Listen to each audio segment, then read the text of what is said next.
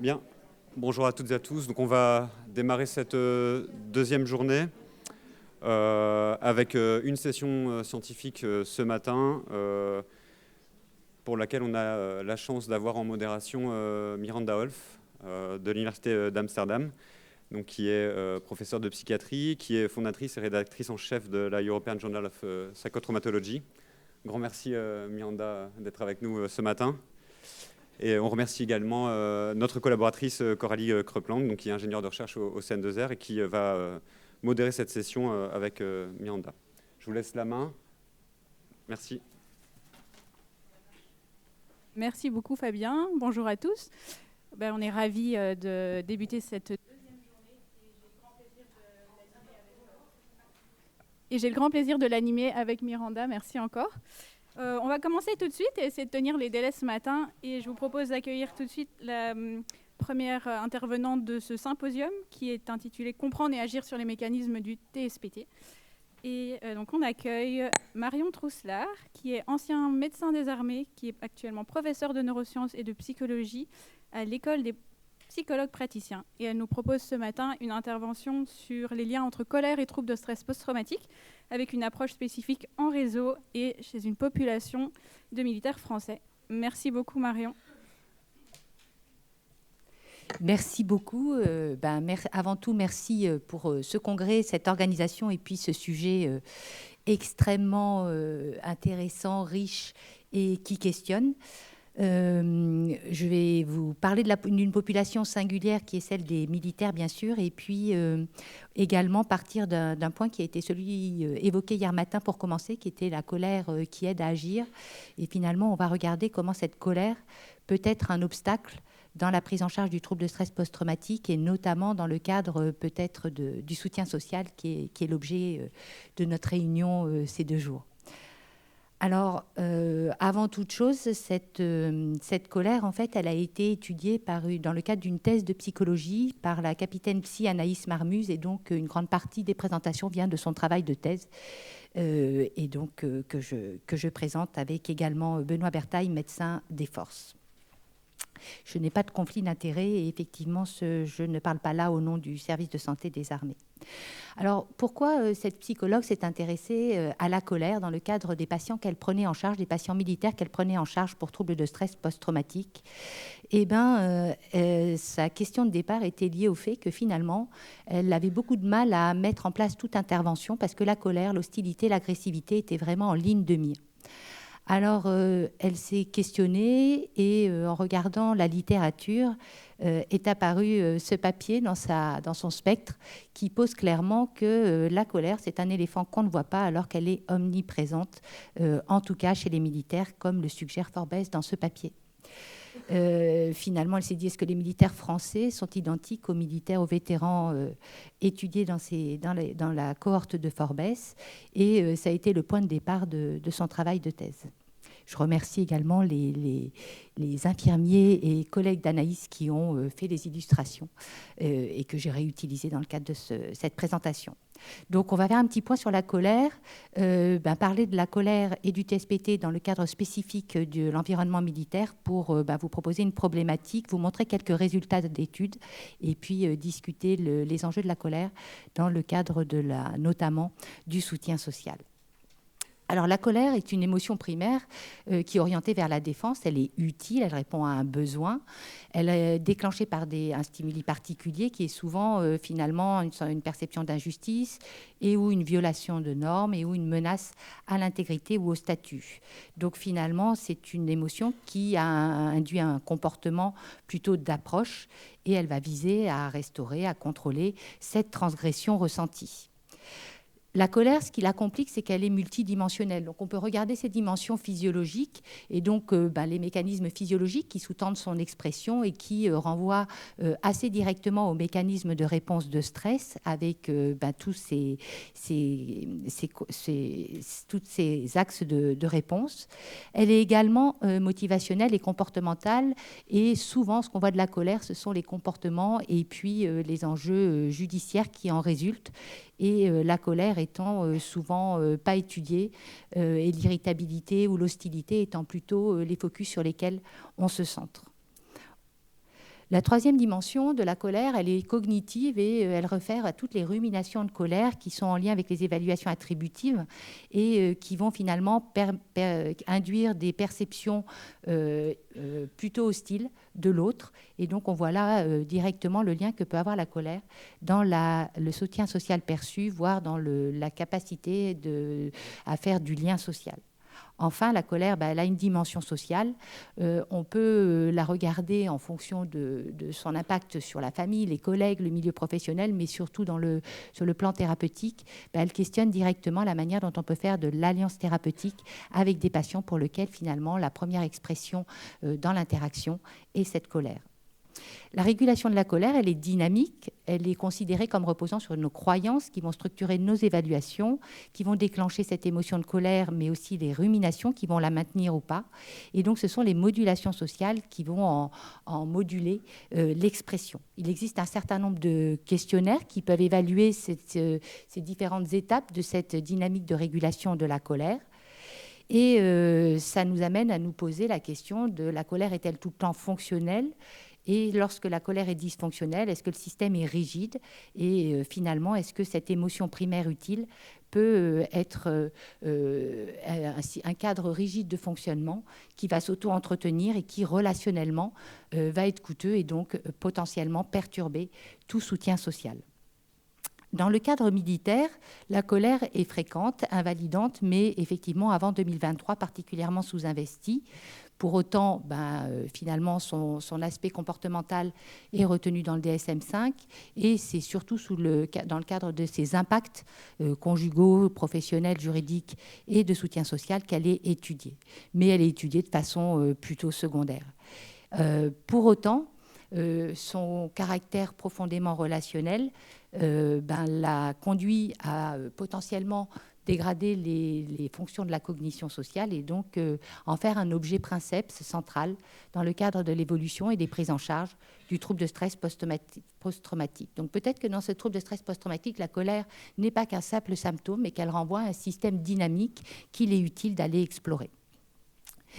En milieu militaire, on trouve des études qui s'intéressent aux militaires en activité, qui sont des études longitudinales et qui regardent finalement la manière dont les trajectoires de colère et d'hostilité sont associées au risque de TSPT, mais également au risque adaptatif, également dans le cadre du burn-out ou d'autres pathologies de l'adaptation. Ces données suggèrent que la colère pourrait être un signal faible d'un stress présent et d'une désadaptation à l'environnement. Dans le cadre du TSPT diagnostiqué, effectivement, la colère en milieu militaire est fréquemment retrouvée comme un facteur prédictif, mais également comme un facteur associé à une sévérité plus importante. Et sur tous les théâtres d'opération récents, on observe cette colère dès lors qu'on s'y intéresse. Enfin, pour nous, pour la prise en charge de nos patients TSPT, elle se pose aussi comme un obstacle possible pour la transition vers le milieu civil, puisque finalement, elle va moduler la capacité d'ajustement des sujets vers une transition professionnelle dès lors qu'ils ne peuvent plus rester dans l'armée du fait de leurs troubles de stress post-traumatique.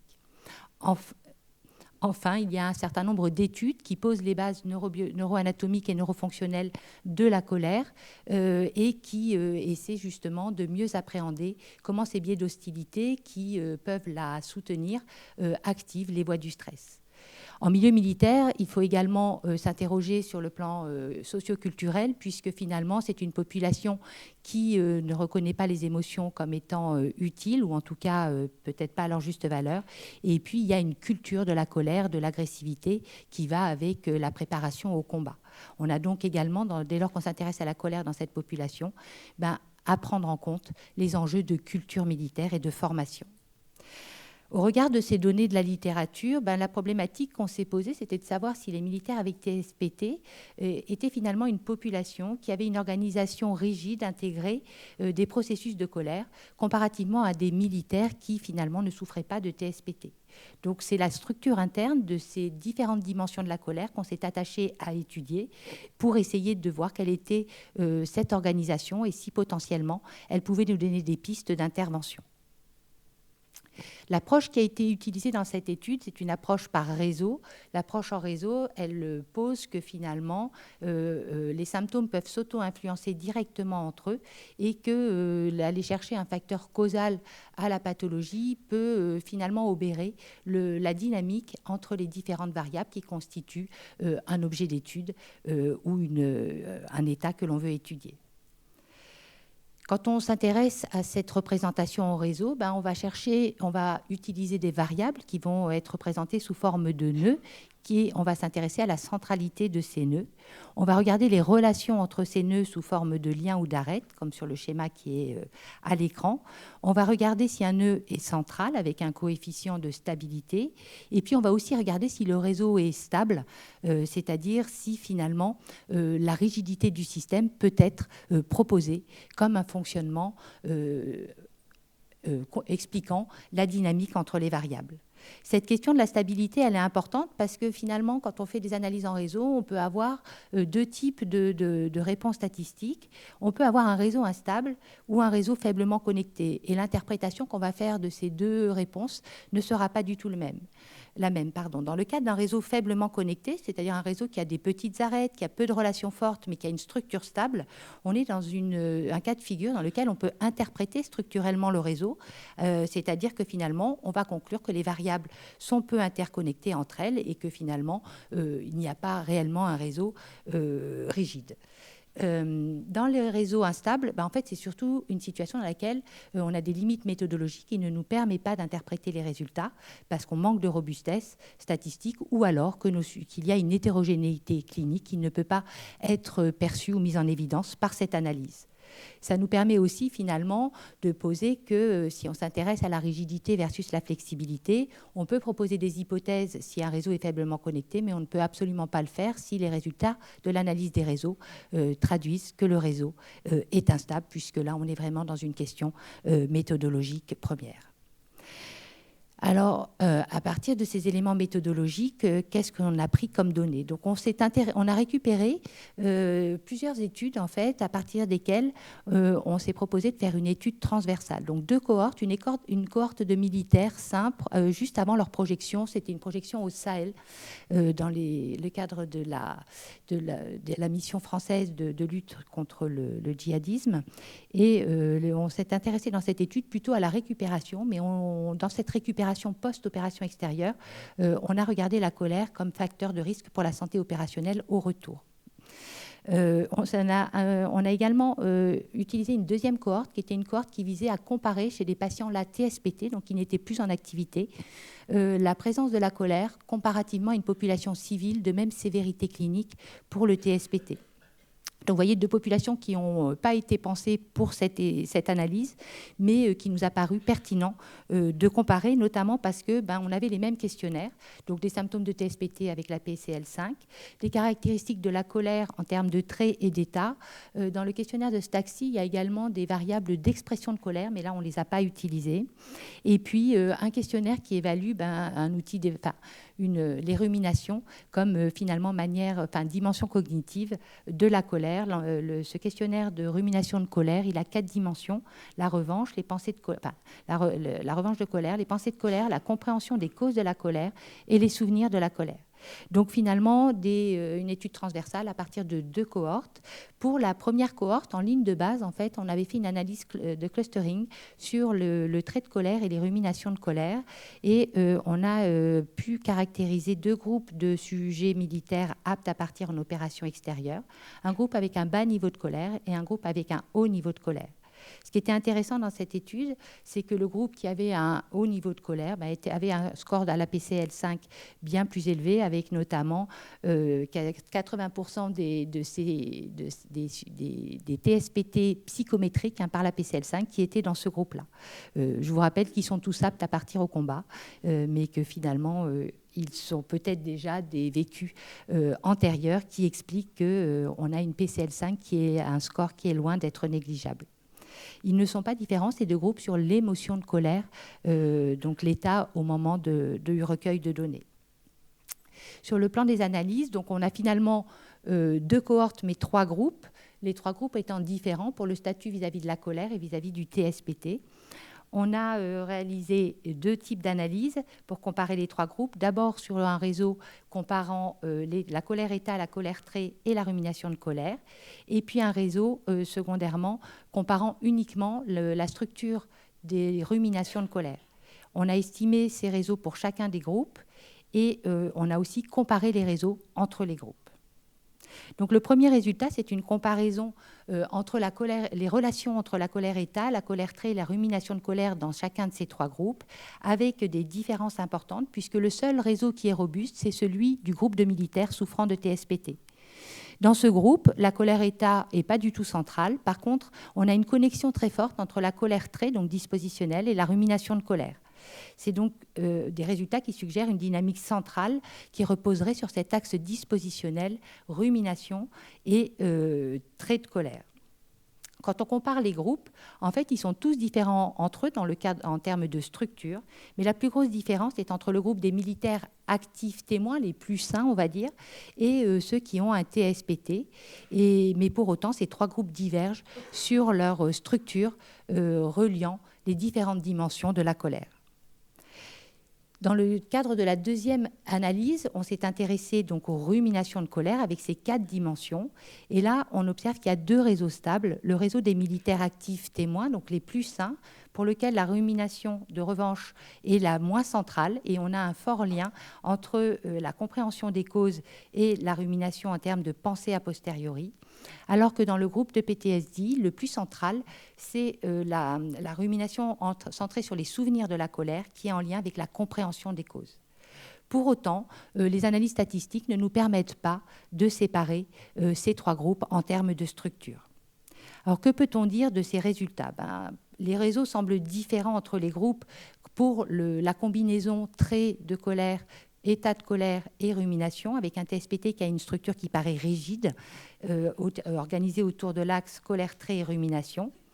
Et les sous-composantes de la rumination ne semblent pas être différentes entre nos 3 populations. En gros, ce ne sont pas la nature des pensées de colère qui distingue les groupes. Le groupe TSPT a une forte connexion entre cette dimension colère-trait et rumination, ce qui pourrait correspondre finalement à un mécanisme d'auto-entretien de certains nœuds avec la colère-trait qui alimenterait la rumination, qui entretiendrait à son tour l'activation émotionnelle avec une boucle peut-être auto-renforçante. Ces résultats donc suggèrent que la colère, dans ses dimensions, est un acteur clé de la psychopathologie TSPT, mais peut-être aussi de son maintien. Cette étude a beaucoup de limites. D'abord, ce sont des petits effectifs. Vous avez vu qu'on était autour de 50 sujets par groupe.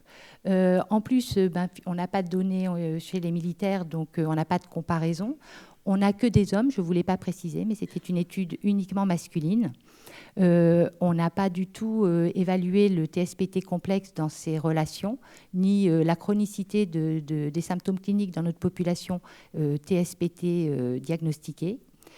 L'autre point, c'est que finalement, il nous manque aussi peut-être des variables clés pour essayer de mieux comprendre la structure des différentes dimensions de la colère, comme l'objet de la colère, les comportements de colère et peut-être les compétences sociales, puisque finalement, cette colère se pose avant même toute relation sociale. Ces résultats, néanmoins, proposent certaines pistes d'intérêt, notamment parce que l'état de colère ne semble pas du tout être central dans le TSPT. C'est plutôt le moteur dispositionnel et cognitif, et peut-être la rumination et les pensées sur lesquelles on peut penser des cibles thérapeutiques. Dans ces cibles thérapeutiques, l'accès peut-être aux compétences sociales, à la perception du soutien social ou au biais d'hostilité seraient des clés, puisque finalement, cette colère qui vient en premier est probablement un frein dans la manière dont nos militaires vont aller consulter, vont être fidèles ou en tout cas vont adhérer au programme et vont pouvoir s'appuyer sur un soutien social. À l'issue de cette étude, il y a eu un protocole qui a été mis en place chez 5 militaires volontaires, protocole centré uniquement sur la colère, pour lequel en fait les analyses qualitatives semblent clairement poser que les ressources sociales, les compétences sociales et le support social perçu s'amélioreraient une fois que la colère a été traitée. Je vous remercie de votre attention.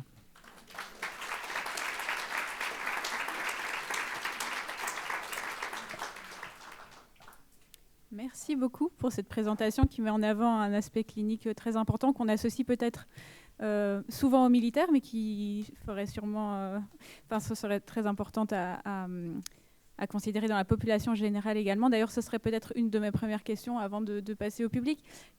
Dans quelle mesure est-ce que vous pensez qu'on pourrait répliquer la même chose dans la population générale? Et je sais que vous avez aussi un intérêt pour tout ce qui est blessure morale. Est-ce qu'on peut imaginer que ça pourrait être spécifique en lien avec cette question-là ou non? Alors, l'analyse de la littérature qu'a fait Anaïs Marmuse montre clairement que si on cherche la colère chez les civils, on la trouve en fait.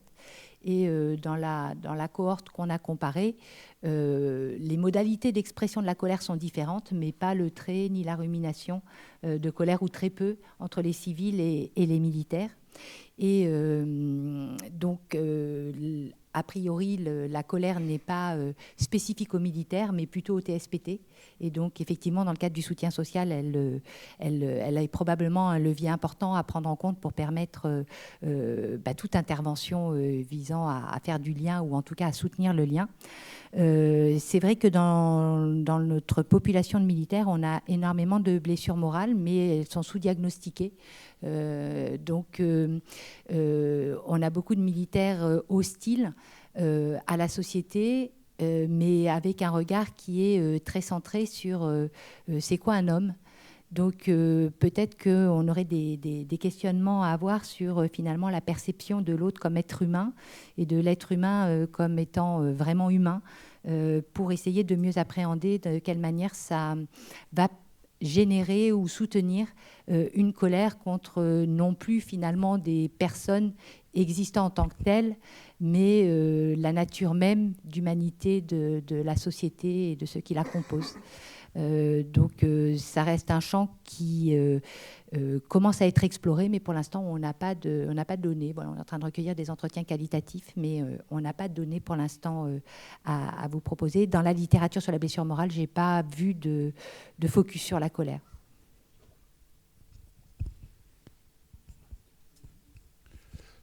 Merci Marion pour ce sujet, pour la façon dont tu l'as présenté.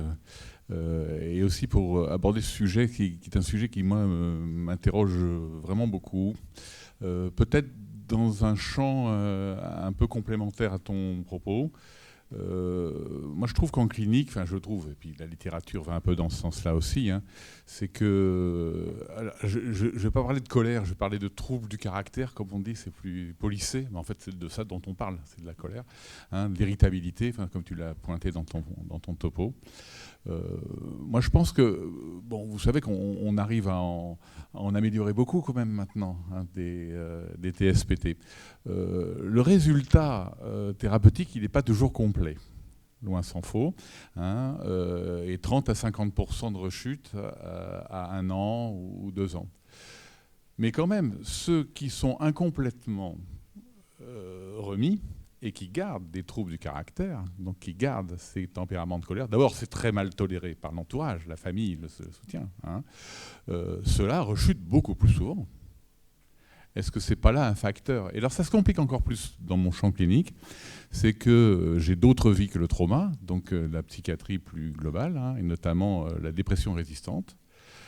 Et on retrouve exactement la même chose. Dans le traitement de la dépression, il y a des gens qui sont incomplètement guéris et qui gardent des troubles du caractère.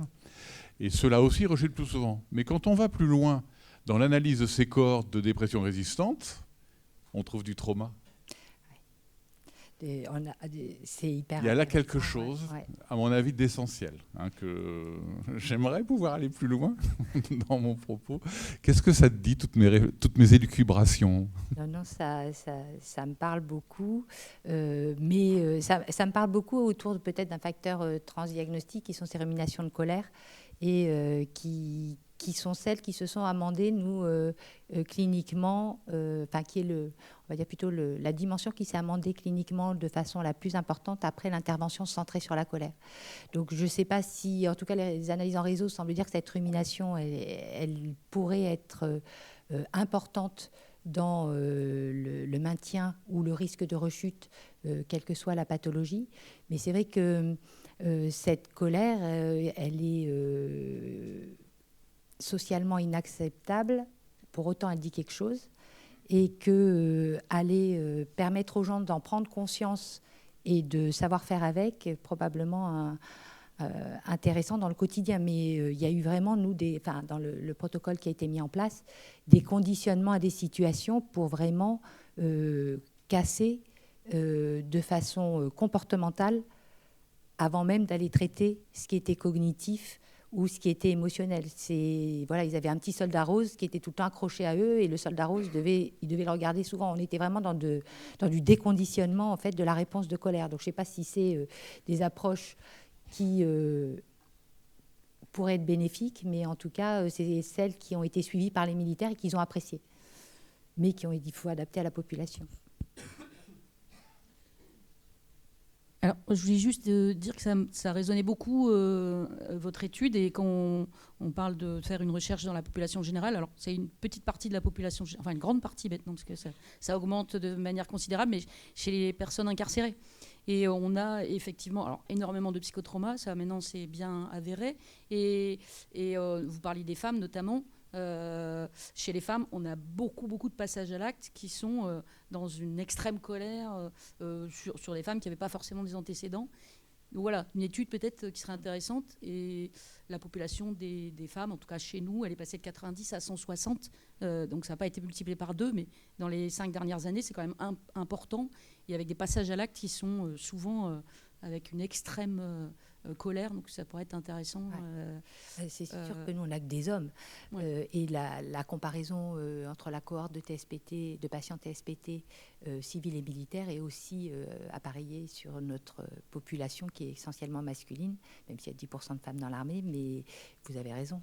Et dans la littérature sur la colère, dans le TSPT civil, il y a quelques données dans les populations incarcérées, et avec des différences de genre qui ressortent plutôt dans l'expression de la colère.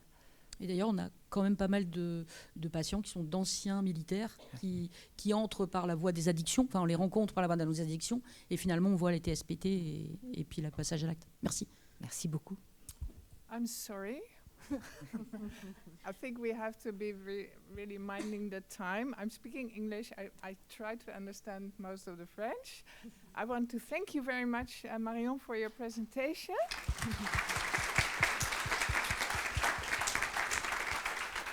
And maybe if we have time after the break, we can talk about what it does to a world where there is so much anger nowadays. But please, let's move on to the next speaker. Nous allons accueillir la deuxième intervenante, qui est Ophélie Lefetz et qui est postdoctorante au laboratoire de psychologie de l'Université de Bordeaux. Et elle va nous parler du soutien social, du soutien organisationnel et le traumatisme psychique chez les professionnels de la relation d'aide, en s'intéressant tout particulièrement au rôle médiateur de la régulation émotionnelle.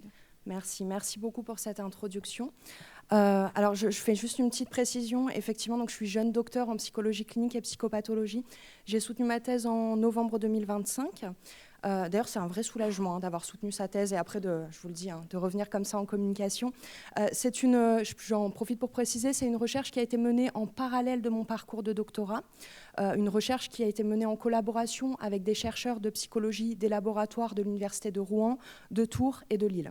J'aurais adoré vous parler de mes travaux de postdoctorat actuellement, mais malheureusement, je ne peux pas. Voilà. Et je vais essayer d'aller vite.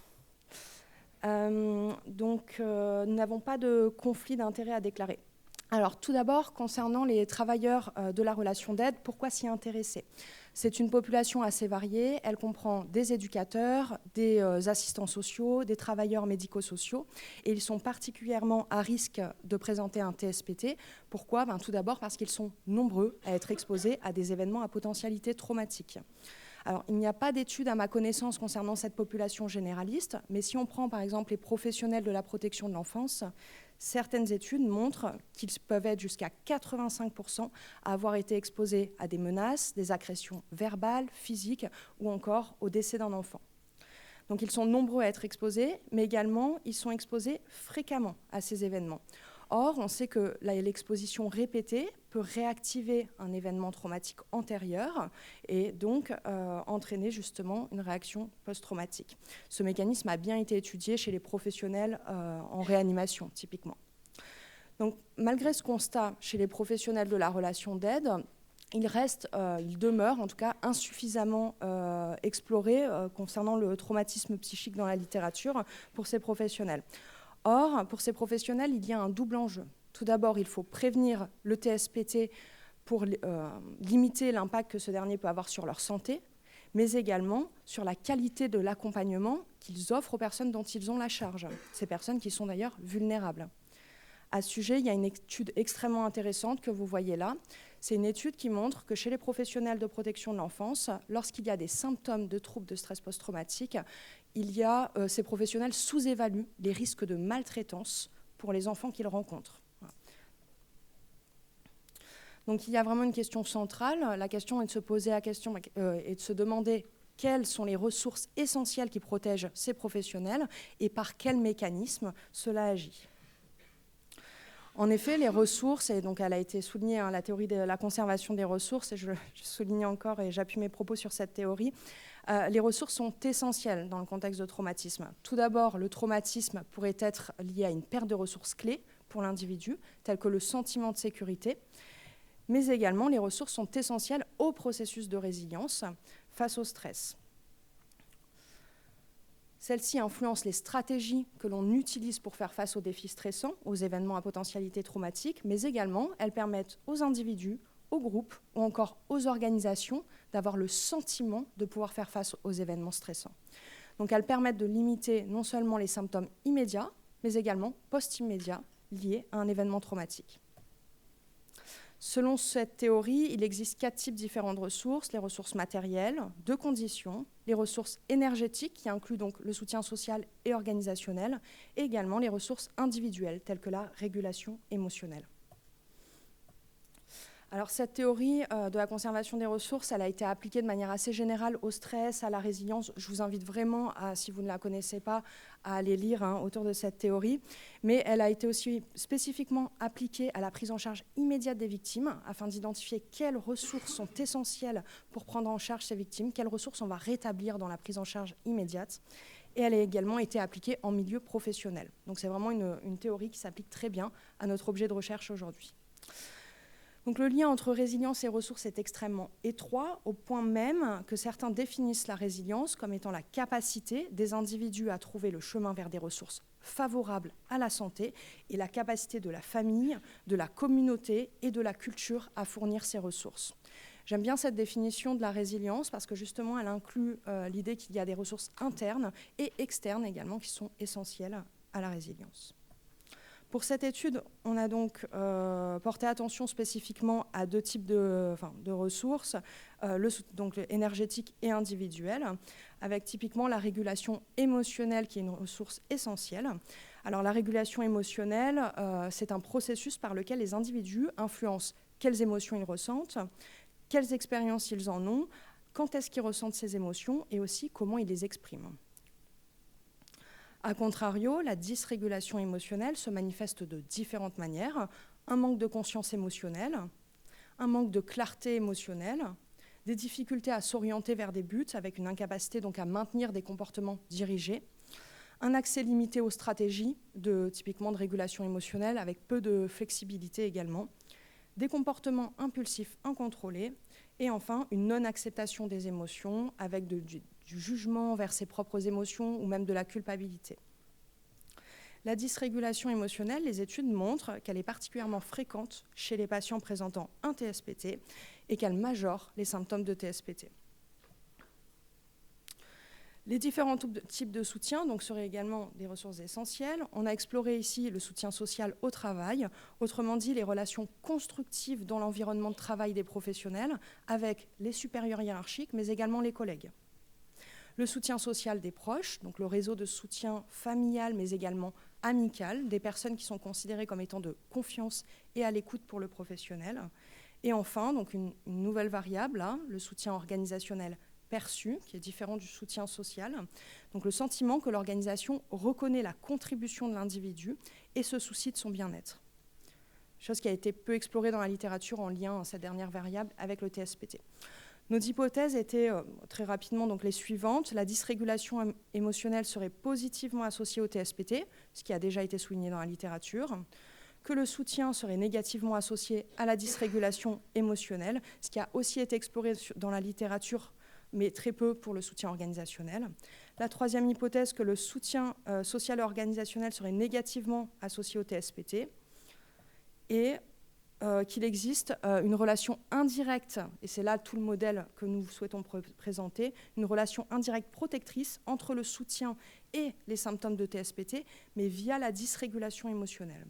Autrement dit, effectivement, il y a un effet du soutien négatif sur le TSPT, mais ce dernier serait d'autant plus fort lorsqu'il existe une dysrégulation émotionnelle, ce qui est fréquent.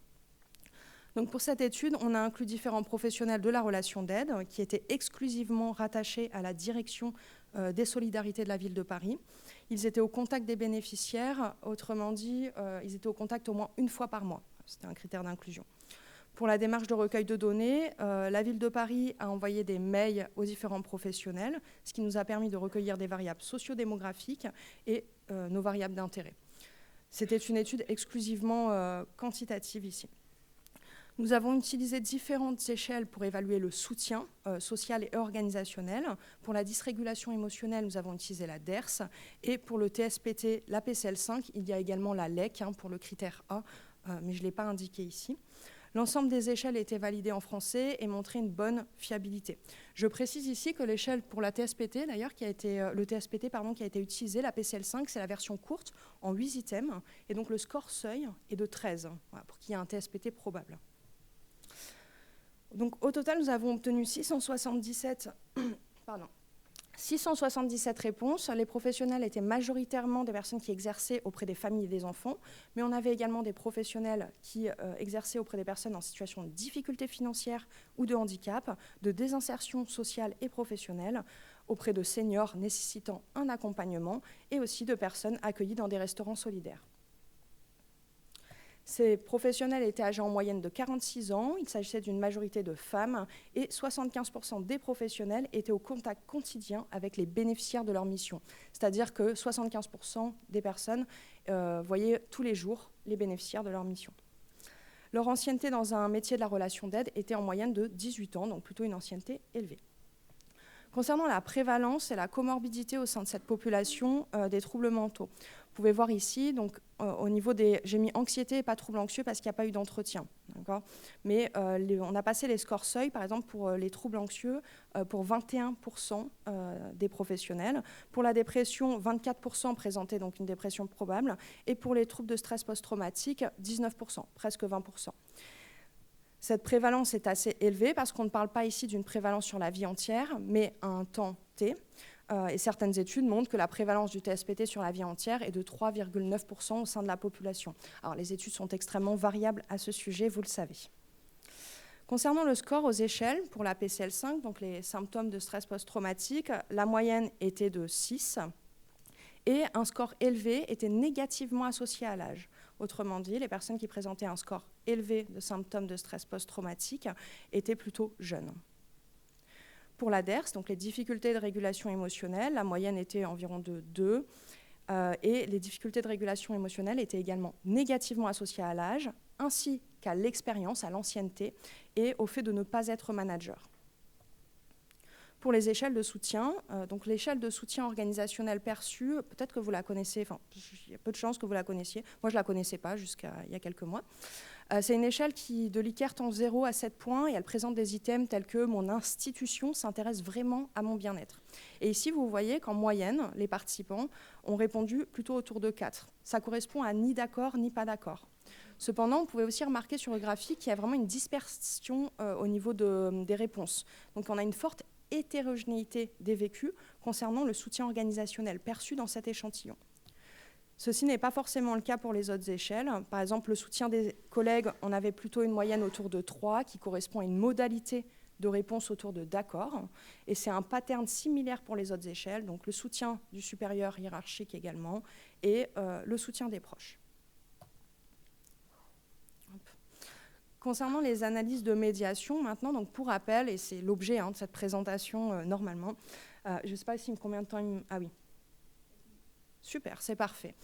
Concernant les analyses de médiation, donc pour rappel, l'objectif, c'était de voir la manière dont les différents types de soutien influencent les symptômes de stress post-traumatique, mais via un mécanisme psychologique commun, la régulation émotionnelle. Ici, en réalité, la dysrégulation émotionnelle. Donc, ce que nous avons fait, c'est que nous avons testé ces hypothèses grâce à la modélisation par équation structurelle. Cette méthode permet d'estimer, est très rigoureuse, elle permet d'estimer non pas des variables observées, mais plutôt des variables latentes, autrement dit des indicateurs qui prennent en compte, je vais vous donner un exemple parce que je ne sais pas si vous êtes forcément familier avec ça. Par exemple, cette méthode permet d'estimer les liens entre les différentes variables prédictives. Donc, sous-entendu, le soutien des proches peut avoir un lien avec le soutien des collègues et du supérieur hiérarchique. Et c'est beaucoup plus représentatif du fonctionnement réel des individus, des professionnels, enfin, de notre fonctionnement à nous tous. Voilà. Hop. Donc, tout d'abord, nous avons noté concernant les résultats qu'il existait un lien négatif, significatif, entre le soutien des proches et les difficultés de régulation émotionnelle, ce qui est également le cas pour le soutien organisationnel. À notre grande surprise, ceci n'était pas le cas pour le soutien des collègues et le soutien du supérieur hiérarchique. Après ça, nous avons remarqué qu'il existait un lien fort significatif entre les difficultés de régulation émotionnelle et les symptômes de TSPT, de 0,53. C'est vraiment élevé. Donc ceci signifie que les difficultés de régulation émotionnelle vraiment sont quelque chose de très important dans le symptôme de TSPT, dans les symptômes de TSPT, pardon. Concernant l'effet direct entre le soutien des collègues et du supérieur hiérarchique vis-à-vis des symptômes de TSPT, il n'y avait pas non plus de relation significative. Par contre, quand on s'intéresse à l'effet direct du soutien des proches sur les symptômes du TSPT, on trouvait une relation négative significative. C'est-à-dire que les personnes qui ressentent et qui perçoivent du soutien de la part de leurs proches ont tendance à présenter moins de symptômes de TSPT. Ceci était la même chose était à peu près comparable pour le soutien organisationnel. Et après ça, parce que c'est l'objectif de ces analyses de médiation, lorsqu'on regarde et qu'on médiatise par la dysrégulation émotionnelle, on remarque que le lien donc indirect entre le soutien des proches et les symptômes de TSPT est d'autant plus fort, et ceci également pour le soutien organisationnel. Donc, ceci signifie que l'effet protecteur est d'autant plus important, l'effet protecteur du soutien des proches et organisationnel, pour les symptômes de TSPT lorsqu'il y a des difficultés de régulation émotionnelle. Et finalement, l'ensemble de ce modèle explique 44% de la variance des symptômes du TSPT. Sous-entendu, le soutien des proches, le soutien organisationnel et les difficultés de régulation émotionnelle sont essentiels concernant la variabilité des symptômes de TSPT et leur intensité. Donc. Alors, qu'est-ce que cette recherche, et je conclurai sur ça, permet d'identifier? Tout d'abord, la prévalence de professionnels de la relation d'aide qui présentent un TSPT est très élevée, supérieure à 19%.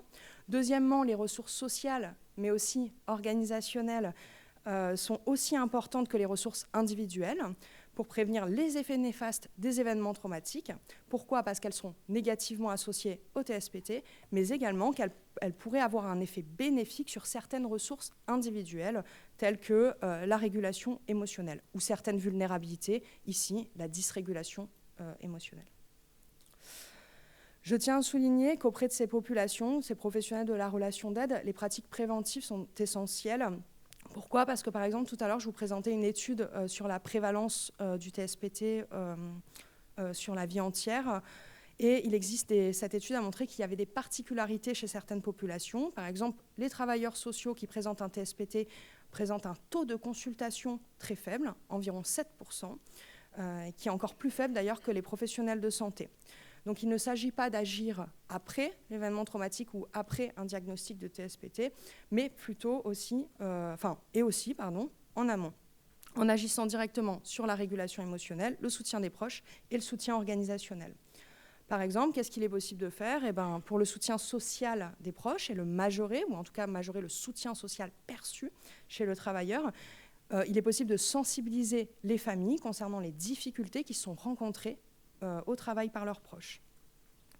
Pour le soutien organisationnel, de mettre en place des pratiques institutionnalisées, reconnaissant l'implication des salariés, le risque lié à leur travail, mais également les émotions qu'ils peuvent ressentir. Par exemple, si une institution, une organisation reconnaît les émotions que peuvent ressentir les salariés, il va être beaucoup plus simple pour eux d'avoir une conscience émotionnelle, donc de leurs émotions, ou encore une clarté émotionnelle, donc autrement dit de réguler leurs émotions plus facilement. On le répète toujours, hein, mais bien évidemment, mettre à disposition des moyens, et je fais une petite erreur. Clôturer. Une petite phrase, voilà, mettre à disposition des moyens pour la santé des travailleurs, proposer systématiquement un débriefing psychologique, offrir des espaces dédiés pour exprimer sa détresse émotionnelle pour les travailleurs et possiblement mettre des dispositifs de soutien entre pairs. Voilà, je passerai les limites, on pourra en discuter s'il y a des questions. Je vous remercie.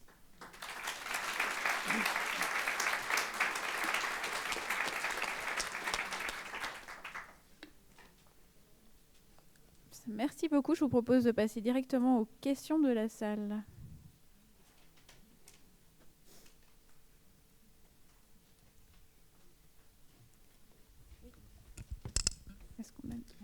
Merci beaucoup. Du coup, j'en profite pour poser une question. J'espère que je ne serai pas hors sujet. Là, du coup, l'échantillon concernait des travailleurs sociaux, professionnels de la relation d'aide. Est-ce que... moi, la question qui me vient, du coup, et j'espère que je ne suis pas trop en dehors de votre sujet, c'est les personnes qui sont en lien, par exemple, les gardiens de prison qui vont avoir un rôle de relation d'aide, mais plus musclé, on va dire. Les gardiens, pardon, gardiens de prison, policiers qui vont devoir gérer des situations de violence et du coup seront exposés à des risques de développement de TSPT et qui vont avoir un rôle éventuellement de reproduction de violence et qui vont avoir des niveaux de stress importants. Et je trouvais intéressant de se poser la question du coup de vos travaux avec cette population-là. Oui, je vous remercie parce que ça vient souligner aussi cette question du double enjeu chez certains professionnels qu'on se pose. Donc effectivement, les gardiens de prison, il peut y avoir un impact, comme là les études l'ont montré en protection de l'enfance, potentiellement sur leur prise en charge après et leur métier. Il n'y a pas d'études sur ça, en tout cas. Et effectivement, ça serait très intéressant de voir à la fois comment le soutien social et organisationnel peut limiter les symptômes et potentiellement leur permettre aussi de travailler dans des bonnes conditions vis-à-vis de ça. Mais on ne sait pas du tout à côté, donc c'est effectivement en lien. Et vous prenez une perspective dans d'autres milieux et je vous remercie. Mais il n'y avait pas, ça n'incluait pas des professionnels comme des gardiens de prison.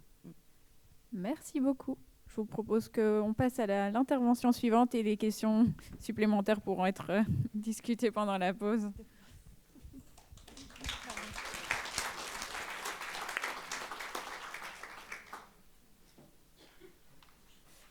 Nous accueillons notre troisième intervenant pour ce symposium. Donc on accueille Vladimir Adrien, qui est psychiatre aux hôpitaux universitaires Paris-Seine-Saint-Denis et également praticien au CRP Paris-Nord et il est chercheur à l'université Sorbonne Paris. Il va nous parler d'un projet autour d'une perspective inactive du trouble de stress post-traumatique et plus spécifiquement de la sonification du mouvement, qui est une technologie qui est utilisée comme une forme d'ancrage sensorimotrice pour essayer de réduire la dissociation. Mais tu vas nous en dire davantage. Ok, ça peut paraître un peu compliqué.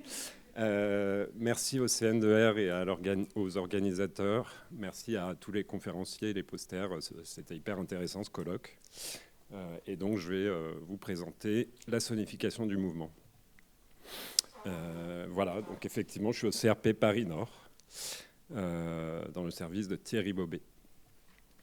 Donc, je fais toujours une diapo d'introduction sur le psychotrauma. Et là, je cite Charlotte Delbo. Donc, je reviens d'au-delà de la connaissance. Il faut maintenant désapprendre. Je vois qu'autrement, je ne pourrais plus vivre. Donc, il y a vraiment l'idée d'un ailleurs et de revenir dans l'ici et maintenant. Donc, la dissociation péritraumatique, au moment de l'événement traumatique, c'est à la fois une réponse protectrice qu'on peut observer chez l'animal, qui assure l'analgésie psychique et physique. Un soldat qui se prend une grenade et sa jambe part à 10 mètres, il sent rien. Il y a une dépersonnalisation, ce n'est pas moi, je ne me reconnais pas, avec cette déconnexion des sensations corporelles, des émotions, l'impression de caméra externe, la déréalisation, ce n'est pas la réalité, ou alors je ne suis pas moi dans la réalité, et la dyschronesthésie, si on regarde les travaux de Marion qui a parlé juste avant, donc la perturbation dans l'écoulement du temps. Donc cette dissociation, c'est un facteur prédictif de troubles de stress post-traumatique ultérieur, donc c'est à la fois protecteur et à risque. Donc c'est quelque chose qui est qui a deux visages. Hein. Et sur le plan corporel, la dissociation, c'est un manque d'ancrage, et l'ancrage, on peut le rattacher à différents sens corporels, donc la proprioception. Si je ferme les yeux, je sais où est mon doigt et mon nez, donc je peux le toucher, sauf si j'ai un peu bu.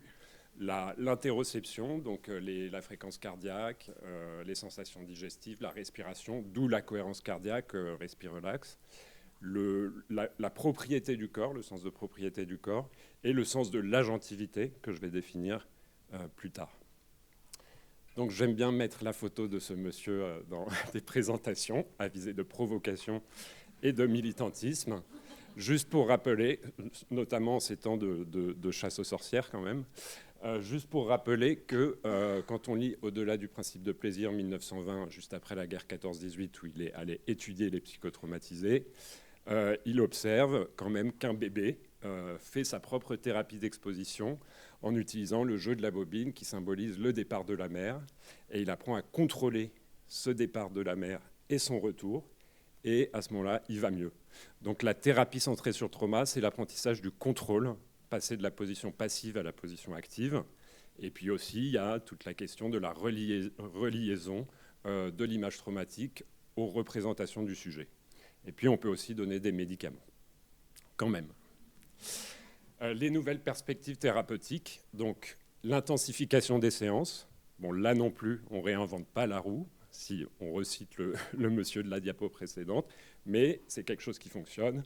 Les groupes thérapeutiques et la fonction club qui a été évoquée hier dans une des questions de la psychiatrie institutionnelle, donc le soutien social aussi en thérapeutique, la psychoéducation, les nouvelles technologies, donc la réalité virtuelle, 3MDR, toutes les techniques de neuromodulation qui sont à l'étude en ce moment avec des PHRC nationaux, et puis les nouvelles pharmacothérapies qui sont aussi également à l'étude, et on attend les résultats. Alors juste un petit aparté sur la dissociation. Ce que je disais tout à l'heure, que c'est quelque chose qui est bivalent, c'est qu'il y a quelque chose de positif dans la dissociation. Donc déjà, il y a un effet normatif. On expérience tous des moments de dissociation quand on loupe notre station de métro ou quand on prend le chemin du travail au lieu d'aller au colloque du CN2R parce qu'on est dans nos pensées, ou sinon quand on passe l'aspirateur. Donc ça a une valeur positive qui fait appel au réseau du mode par défaut et qui a une valence affective positive qui permet de fonctionner au quotidien. Et puis ça a une valeur anthropologique, avec un sens social et discursif. Et ça permet d'expérimenter en groupe une identité au sein d'un système culturel, les trans dans certaines cultures, mais aussi les consommations de psilocybine entre amis. Donc ça a une fonction adaptative qui dépend du contexte. Et donc en psychiatrie, on a compris ça ces 10-20 dernières années.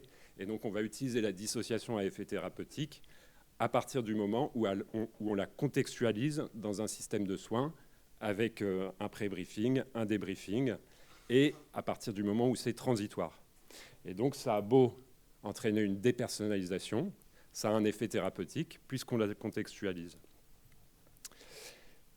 Voilà, dans le trouble de stress post-traumatique dissociatif, on a compris aussi qu'il était un peu différent du trouble de stress post-traumatique non dissociatif parce qu'on a une hyperactivation du cortex préfrontal à l'inverse de l'hypoactivation du TSPT classique. C'est au départ contre-intuitif, mais en fait, pour faire l'expérience de dépersonnalisation, il y a un coût cognitif important. Moi, je n'arrive pas à me voir en caméra externe parce que mon cortex n'est pas hyperactif. Bon. Et puis au niveau des problèmes de réseau, c'est pareil, le TSPT dissociatif est différent. Là où on a une hyperactivité du réseau de science et une hypoactivité du réseau central exécutif ou du mode par défaut, dans le TSPT dissociatif, ce serait un petit peu l'inverse. Et donc, pourquoi on s'intéresse au sensorimoteur? Parce que c'est le grand oublié dans le psychotrauma, dans les nouvelles thérapeutiques dont je viens de parler, alors que le trauma, c'est une perte de contrôle du soi et du non-soi, qui est fortement lié à la dissociation. Donc il y a cet ancrage qui est altéré avec les 4 sens dont je viens de parler. Le sens de la propriété corporelle, l'embodiment, c'est la perception de son corps distingué de l'autre et de l'extérieur. Donc ça permet la conscience de soi, contrôle de soi, et le contrôle des stimuli internes. Et on peut le mesurer expérimentalement avec l'expérience de la main en caoutchouc. Donc la vraie main est cachée, et il y a une main en caoutchouc qu'on voit, et le stimuli se fait sur les deux mains, et le patient va probablement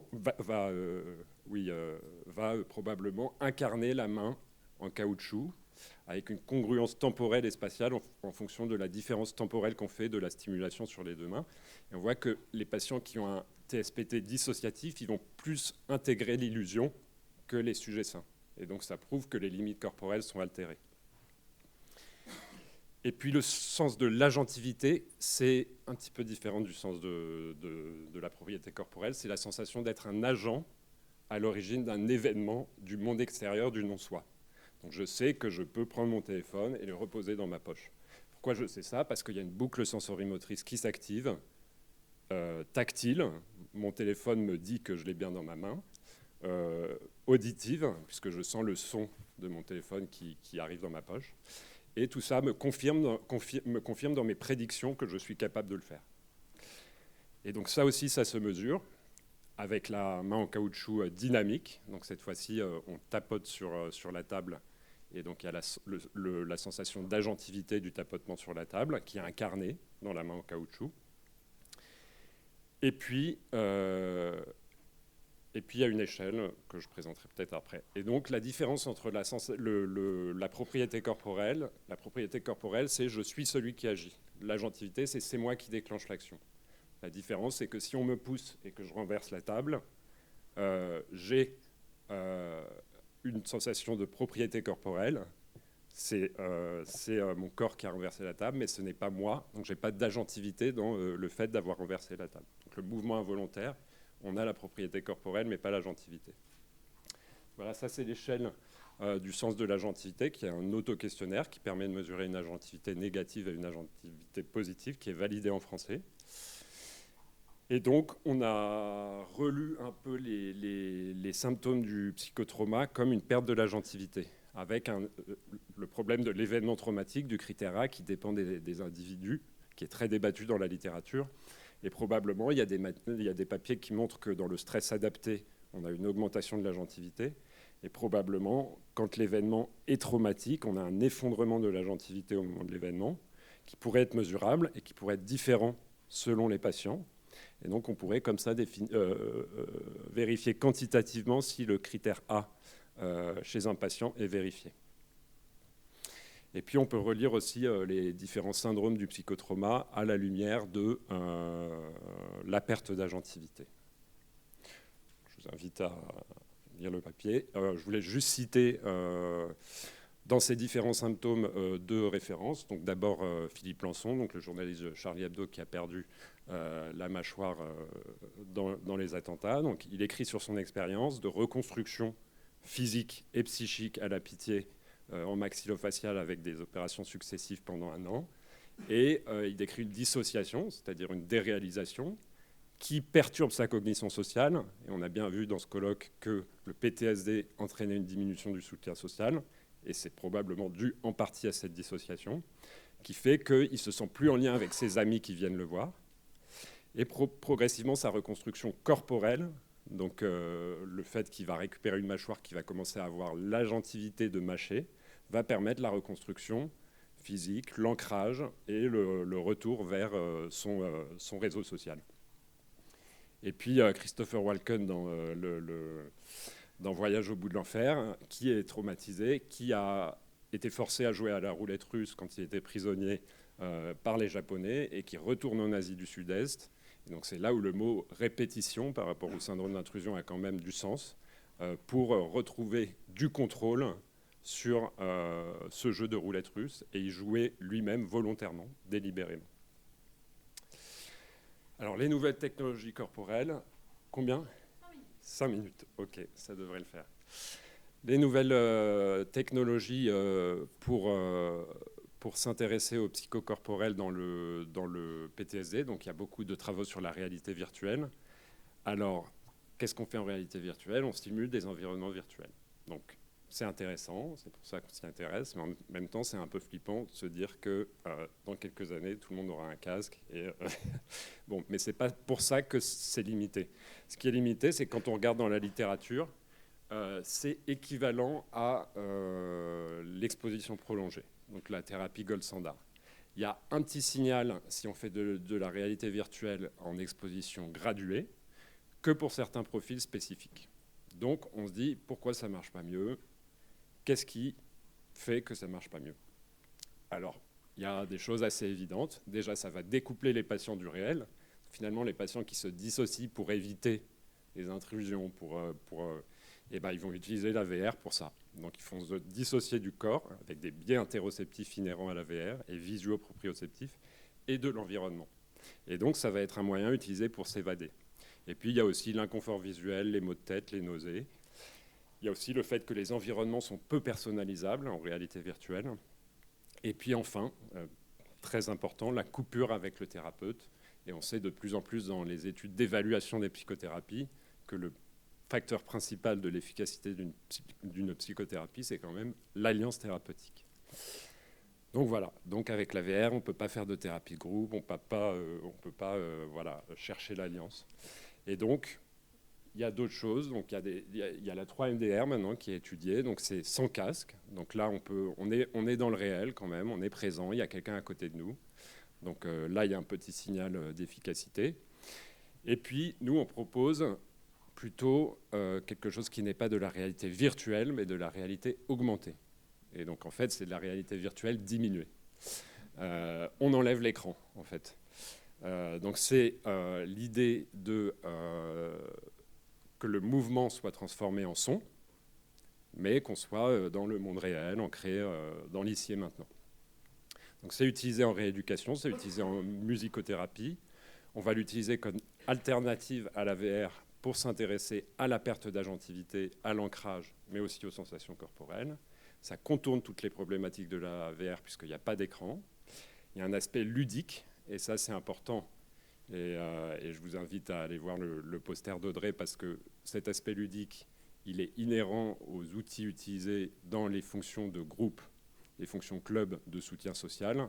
Et donc, il va permettre des thérapies de groupe, des jeux en groupe, de travailler sur le synchromimétisme aussi, qui est un outil de remédiation de la cognition sociale qui est altérée dans le trouble de stress post-traumatique. On maintient le contact avec l'environnement du thérapeute. On peut plus individualiser les environnements sonores utilisés. On l'utilise en cas de barrière de la langue. Et donc, on peut explorer largement cet outil.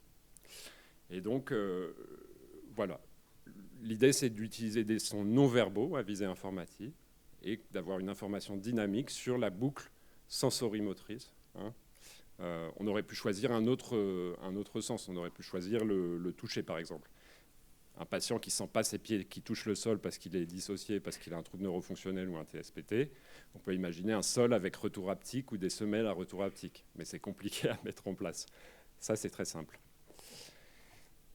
Donc, tout simplement, des bracelets en Bluetooth reliés à des enceintes ou alors un casque à conduction osseuse. Pourquoi conduction osseuse et pas un casque normal ? Parce que la conduction osseuse, encore une fois, ne nous coupe pas de la réalité. On entend encore les sons de l'environnement. Ok.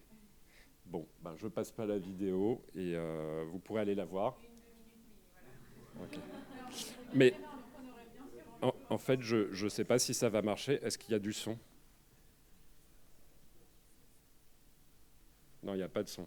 Donc, de toute façon, il n'y a pas la vidéo. Voilà. Donc, je vous invite à aller la regarder. C'est sur YouTube. Est-ce qu'il faut que je retourne sur le PowerPoint ? Ouais, mais là, ça y est, j'ai perdu mon... Je suis pas geek du tout, alors contrairement aux apparences. Voilà, donc oui, je suis pas geek parce qu'au lieu de mettre ce truc difficile à recopier, j'aurais pu faire un QR code, mais je ne sais pas comment faire. Voilà. Donc, on a des collaborations avec le ministère des Armées, donc avec Marion. On a fait des recherches aussi au niveau de la population de militaires. ça augmente la propriété corporelle et la récompense liée au mouvement. Et on a l'idée de l'utiliser à la fois en prévention primaire pour augmenter le niveau d'agentivité baseline avant une opération, chez des personnels exposés, en péritraumatique à la CUMP, à la cellule d'urgence médico-psychologique, pour mitiger la dissociation péritraumatique et réduire le risque de TSPT, et puis dans le TSPT constitué, pour désactiver, pour l'exposition et pour la remédiation sociale. Ça peut s'utiliser selon différentes modalités. Et donc, je devais vous présenter aujourd'hui les résultats préliminaires de l'étude à la CUMP, étude sur 30 patients de faisabilité, d'acceptabilité et d'efficacité. Bon, on a pris des petits retards, donc on commence les inclusions, donc je n'ai pas de résultats préliminaires, mais l'idée, ça va être d'étudier l'effet de cet outil sur la dissociation, regarder si ça a aussi un effet dissociatif d'utiliser l'outil, de regarder l'agentivité dans la phase post-immédiate du psychotrauma, donc dans le mois qui suit l'événement traumatique. Donc ça, c'est une étude qui commence. Puis on a aussi soumis un PHRC national pour l'utiliser dans le PTSD constitué. Voilà, je vous remercie et je vous invite à voir le poster d'Audrey. Merci beaucoup Vladimir, désolé pour la question du timing, c'était passionnant, mais on aurait bien aimé vous entendre davantage, tout comme tous les orateurs de ce matin. Et je pense que c'était très important de replacer des éléments de dissociation et puis d'agentivité autour de cette question du soutien social et des interactions sociales, parce qu'évidemment ça peut avoir un impact majeur, et même en lien avec la cognition sociale dont on parlait hier, etc. Je propose qu'on prenne une question de la salle. Si quelqu'un a une petite question.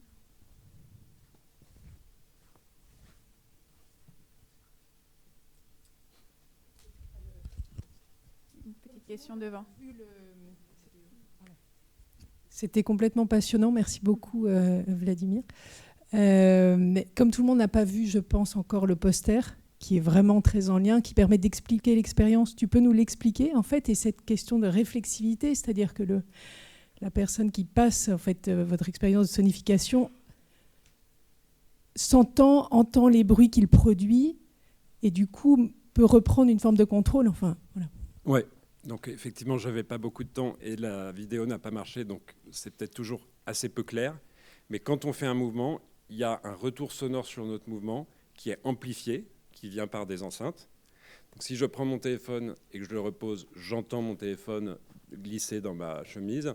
Et bien là, ce bruit-là peut être augmenté et revenir dans des enceintes et donc augmenter cette boucle parce que les perturbations... L'assaillance aberrante dans le PTSD fait que le psychisme filtre différemment le sensoriel qui arrive depuis l'extérieur. Et donc, on a des bruits qui vont être amplifiés. Par exemple, si j'ai eu un accident de voiture et qu'il y a une voiture qui passe, je n'arrive plus à me concentrer sur ma présentation parce que ce bruit-là est amplifié. Et il y a des bruits qui sont diminués alors qu'ils devraient être pertinents dans mon fonctionnement quotidien, mais que je diminue parce qu'ils ne sont pas pertinents, parce que j'ai une hyper-réactivité du réseau de science. Et donc le fait d'augmenter le retour sensoriel des bruits significatifs corporellement sur mon action dans l'environnement va restaurer ce niveau d'agentivité qui a diminué avec la maladie. Voilà.